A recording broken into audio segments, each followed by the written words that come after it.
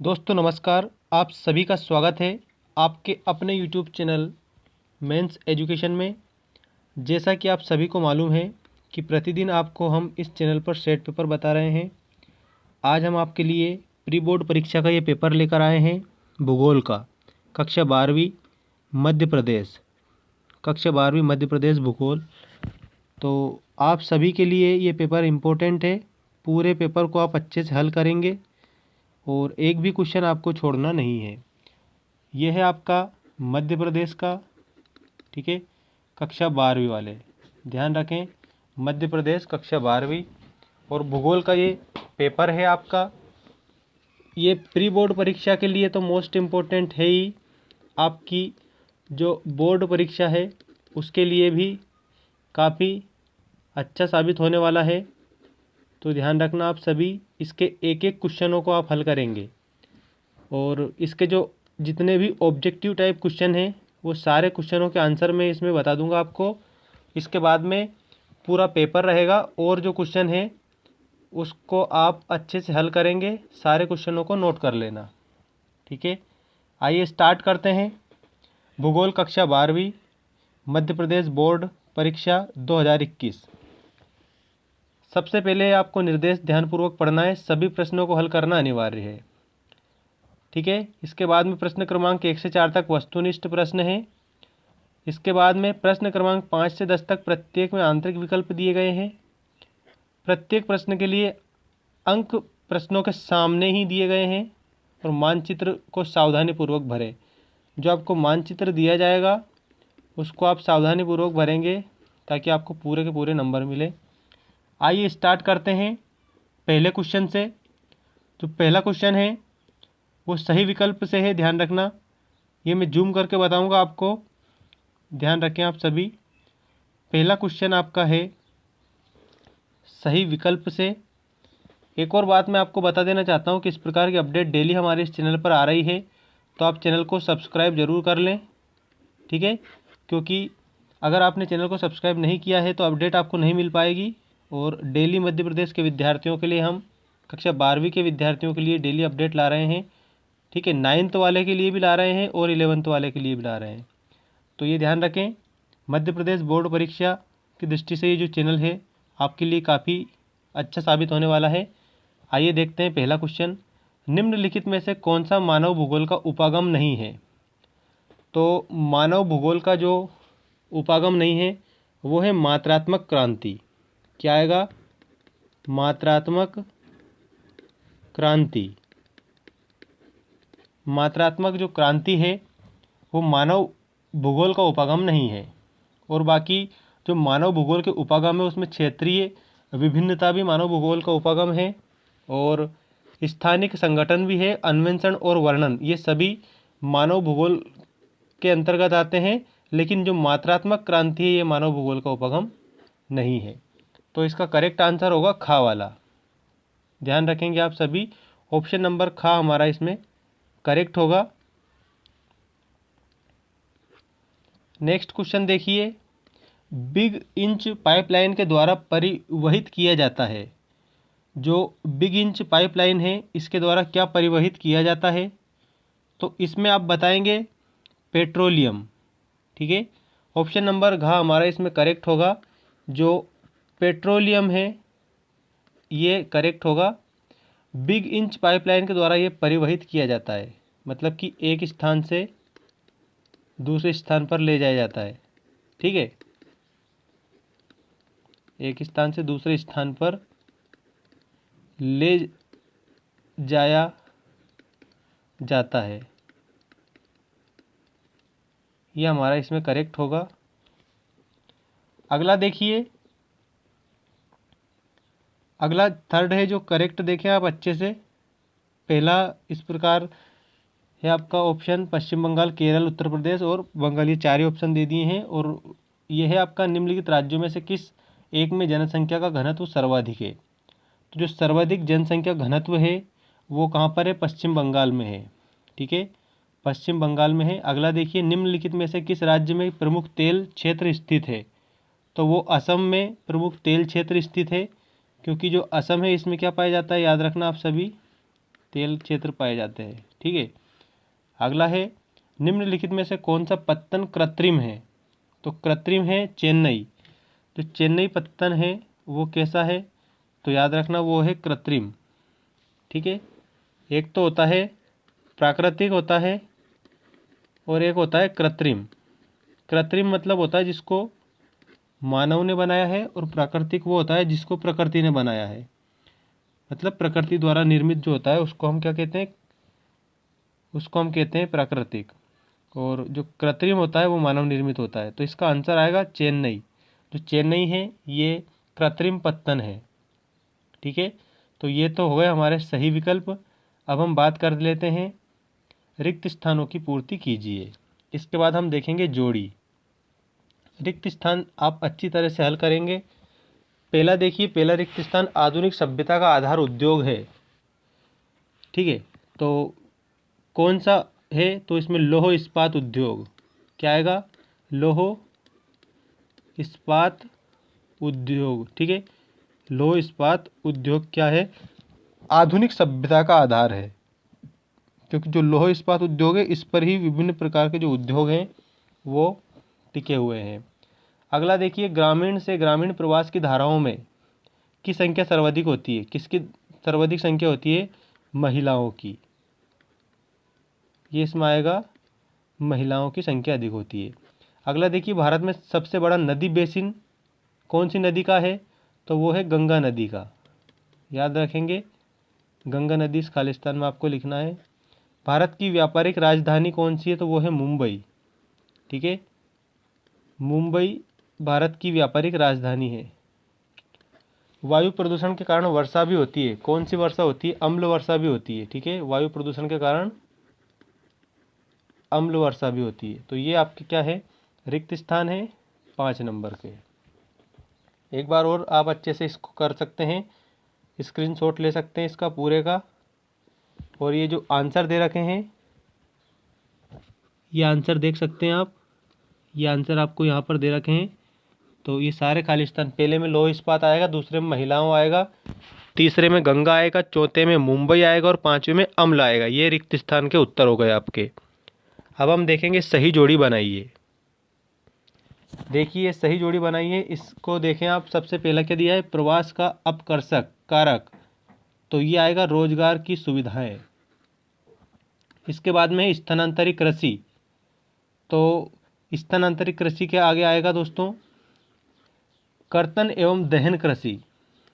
ASEAN का मुख्यालय, ASEAN का जो मुख्यालय है वो है जकार्ता इंडोनेशिया में। आसियान का मुख्यालय जकार्ता इंडोनेशिया में है। अक्टूबर से मार्च कृषि। तो अक्टूबर से जो मार्च के बीच में जो कृषि की जाती है वो कौन सी कृषि होती है? तो वो होती है रबी की। किसकी होती है? रबी की। और इसके बाद में प्रथम पंचवर्षीय योजना। तो इसमें आप हल करेंगे 1951। ये प्रथम पंचवर्षीय योजना है। तो ये हो गई आपकी जोड़ी। अब जो सही जोड़ी है इसको आप अच्छी तरह से देख ले। इसके आंसर ये यहाँ पर इसके सारे के आंसर दे रखे हैं। पहले का आएगा खा वाला, दूसरे का आएगा अंगा वाला, तीसरे का आएगा घा वाला, चौथे का आएगा का और पांचवे का आएगा गा। ये आपकी सही जोड़ी के सारे आंसर हो चुके हैं। अब इसके बाद में ये और ध्यान रखना कि ये 5 नंबर का है और डेली इस प्रकार के अपडेट हम ला रहे हैं आपके लिए। तो चैनल को सब्सक्राइब नहीं किया है तो चैनल को सब्सक्राइब जरूर कर ले और अपने दोस्तों के साथ में शेयर ज़रूर कर दें। अब हम बात करते हैं क्वेश्चन नंबर 3 के बाद में क्वेश्चन नंबर 4। क्वेश्चन नंबर 4 में आपको दिया गया है, देखिए क्वेश्चन नंबर 4 में सत्य असत्य दिए हैं। आपको सत्य असत्य करना है। कक्षा 12वीं मध्य प्रदेश भूगोल। ये आपका 6 नंबर का सत्य असत्य है। पहला देखिए, एशिया महाद्वीप में लिंग अनुपात सामान्यतः कम है। तो ये बिल्कुल सत्य है। क्या है ये? सत्य। अगला देखिए, जनसंख्या का आकार परिवहन की मांग को प्रभावित करता है। तो इसमें भी आप लिखेंगे बिल्कुल सही, मतलब कि इसमें भी आप लिखेंगे सत्य। नेक्स्ट देखिए, अवैध बस्तियां अधिकांशतः विकसित देशों में पाई जाती है। तो अवैध बस्तियां अधिकांशतः विकसित देशों में नहीं पाई जाती है, वो विकासशील देशों में पाई जाती है या फिर अल्प विकसित देशों में पाई जाती है। तो ये असत्य होगा। ठीक है, तो इसमें आप क्या लिखेंगे? असत्य। अगला देखिए, सभी खनिज समय के साथ समाप्त हो जाते हैं। बिल्कुल सही। तो इसमें आप लिखेंगे सत्य, समय के साथ में समाप्त हो जाते हैं सभी खनिज। अगला देखिए, आगरा में चमड़े का सामान मुख्य रूप से बनता है, तो ये बिल्कुल सत्य है, तो यहाँ पर आप लिखेंगे सत्य। इसके बाद नेक्स्ट देखिए, छोटी लाइन मुख्यतः पर्वतीय क्षेत्रों तक सीमित है, तो ये भी आएगा सत्य। ठीक है, तो ये आपके सत्य असत्य हुए। पूरे आप अच्छे से देखें, पहला सत्य है, दूसरा भी सत्य है, तीसरा असत्य है, बाकी सभी सही है, याद रखना। क्वेश्चन नंबर 4 में तीसरा असत्य है, बाकी सभी सही है। अब हम देखेंगे अगला क्वेश्चन नंबर 5। इसमें आपको ध्यान रखना है, अब आपके क्वेश्चन आंसर आ चुके हैं और क्वेश्चन आंसरों में आप जैसे भी इंस्ट्रक्शन दे रखा है वैसे ही आंसर लिखेंगे इंस्ट्रक्शन के आधार पर। अब इंस्ट्रक्शन क्या दिया है देख सकते हैं आप इसमें। देखिए 5वां, निम्नलिखित में से किन्हीं 3 प्रश्नों को हल करना है। अब आपको इसमें से कितने 3 क्वेश्चनों को क्या करना है, हल करना है। 3 नंबर के हैं तीनों प्रश्न, इस प्रकार से आपके टोटल कितने नंबर हो जाएंगे, 9 नंबर हो जाएंगे। अगला देखिए, जनसंख्या के वितरण को प्रभावित करने वाले 3 भौगोलिक कारकों का उल्लेख। ये आपका पहला प्रश्न है क्वेश्चन नंबर 5 का। इसमें से आपको 3 क्वेश्चन करने हैं, ये जरूर ध्यान रखना। पहला क्या है, जनसंख्या के वितरण को प्रभावित करने वाले 3 भौगोलिक कारकों का उल्लेख कीजिए। इसके बाद में ग्रामीण जनसंख्या और नगरीय जनसंख्या में अंतर स्पष्ट कीजिए। तो ग्रामीण मतलब होता है गांव, नगरीय मतलब होता है शहर। ग्रामीण जनसंख्या और नगरीय जनसंख्या में आपको क्या करना है, अंतर स्पष्ट करना है। अब बात करते हैं अगले क्वेश्चन की। अगला क्वेश्चन है आपका, प्राथमिक क्रियाएं कौन कौन सी है, प्राथमिक क्रिया की 3 विशेषताएं बताइए। आपको 3 विशेषताएं बतानी है, किसकी, प्राथमिक क्रियाएं की। जो प्राथमिक क्रिया है उनकी आपको कितनी विशेषताएं बतानी है, 3 विशेषताएं बतानी है। अच्छे से ध्यान रखेंगे एक एक क्वेश्चन को, 3 विशेषताएं बतानी है। इसके बाद में अगला क्वेश्चन देखिए, इसी में आपका अगला क्वेश्चन इस प्रकार है, तृतीयक क्रियाकलापों को मुख्य रूप से कितने वर्गों में रखा जा सकता है। जो तृतीयक क्रियाकलाप है उन्हें मुख्य रूप से कितने वर्गों में रखा जा सकता है, ये बताना है। अगला क्वेश्चन देखिए, साइबर स्पेस इंटरनेट क्या है, इसके लाभों को समझाइए। मतलब कि साइबर स्पेस के बारे में आपको जानकारी देना है। ठीक है, साइबर स्पेस कोष्टक में दे रखा है इंटरनेट। ठीक है, क्या है, इसके लाभ बताना है। क्या बताना है, लाभ बताना है कि इसके क्या क्या लाभ होते हैं। अब देखिए क्वेश्चन नंबर 6, इसमें आपको कितने क्वेश्चन हल करने हैं ये भी आप समझ लें। इसमें आपको किन्हीं 2 क्वेश्चनों को हल करना है, कितने, 2 क्वेश्चन को, और दिए कितने, 3 क्वेश्चन दिए हैं। 3 में से आपको 2 क्वेश्चन हल करने हैं और 3 नंबर का 1 क्वेश्चन है। इस प्रकार से आपका इसमें 6 नंबर के क्वेश्चन है। ये पहला देखिए, विश्व व्यापार संगठन के आधारभूत कार्य कौन कौन से हैं। इसके बाद में अगला है, नगरीय अधिवासों के वर्गीकरण में कौन कौन से आधार प्रमुख है। नगरीय अधिवासों के वर्गीकरण में कौन कौन से आधार प्रमुख हैं। इसके बाद में भारतीय नगरों का प्रकार्यात्मक वर्गीकरण प्रस्तुत कीजिए। भारतीय नगरों का प्रकार्यात्मक, और नगर कौन से हैं, याद रखना भारतीय है और प्रकार्यात्मक है वर्गीकरण, ये आपको भी बताना है, प्रकार्यात्मक वर्गीकरण। अब हम बात कर लेते हैं क्वेश्चन नंबर 7 की। इसमें आपको 2 क्वेश्चनों को हल करना है क्वेश्चन नंबर 7 से। कितने क्वेश्चन देखिए यहाँ पे, ये 2 क्वेश्चन हल करना है आपको, और ये भी कितने नंबर के, 6 नंबर के हैं। एक प्रश्न कितने नंबर का है, 3 नंबर का है। इस प्रकार से आपके 6 नंबर हो जाएंगे। देखिए पहला प्रश्न, पेट्रो रसायन उद्योग किसे कहते हैं, भारत में इसका वितरण बताइए। पेट्रो रसायन उद्योग का आपको भारत में वितरण बताना है और किसे कहते हैं ये भी बताना है कि ये है क्या।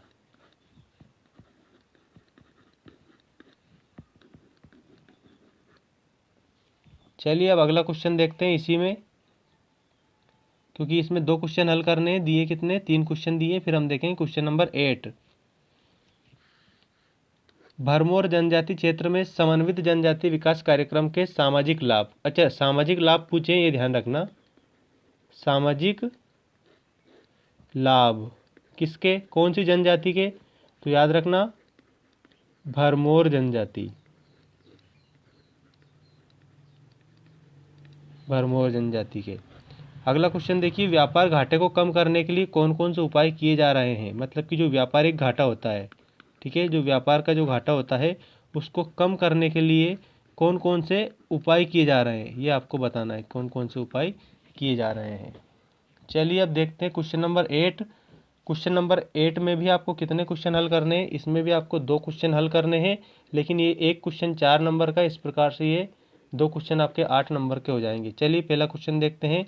मानव भूगोल के कार्य या अध्ययन या विषय क्षेत्र के मुख्य रूप से कितने पहलू या तत्व हैं, ये बताना है। अधिकतर देशों में उच्च प्रौद्योगिकी उद्योग प्रमुख महानगरों के परिधि क्षेत्रों में ही क्यों विकसित हो रहे हैं, व्याख्या कीजिए। और अगला क्वेश्चन है, परिवहन और संचार वस्तुओं की सार्थकता को विस्तार पूर्वक स्पष्ट कीजिए। ठीक है, ये 8वें क्वेश्चन में आपको 2 क्वेश्चनों को हल करना है, ये भी ध्यान रखेंगे आप अच्छी तरह से। अब हम देखते हैं क्वेश्चन नंबर 9। क्वेश्चन नंबर 9 में देखिए, ये इसमें भी 2 क्वेश्चन हल करने हैं, ये भी 4 नंबर के हैं। ठीक है, इस प्रकार से आपके टोटल कितने नंबर के हो जाएंगे, 8 नंबर के। ये क्वेश्चन नंबर 9 है, ध्यान रखें।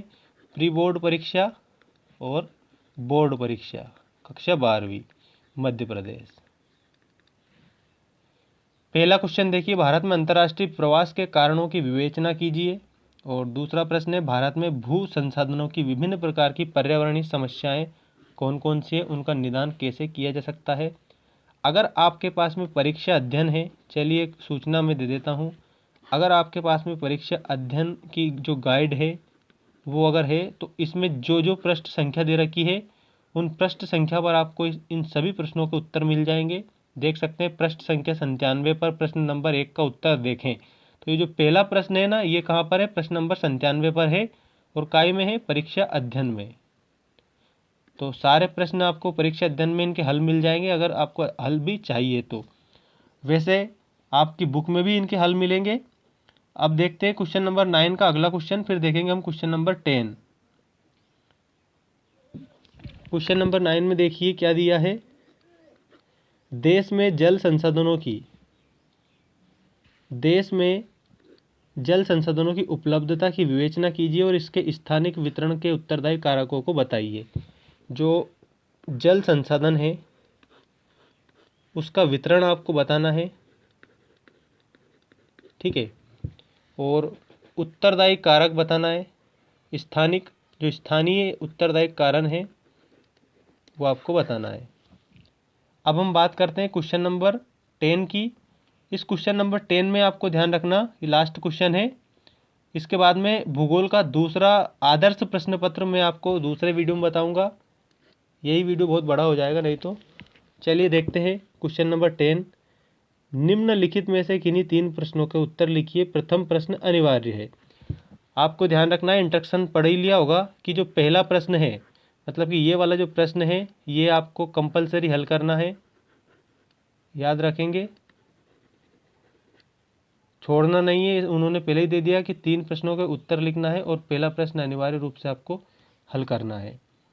तो चलिए देखते हैं सारे क्वेश्चन। पहला क्वेश्चन मैं पढ़ के बता रहा हूँ, अच्छे से देखें समझें और फिर हल करेंगे आप। भारत के मानचित्र पर निम्नलिखित को दर्शाइए।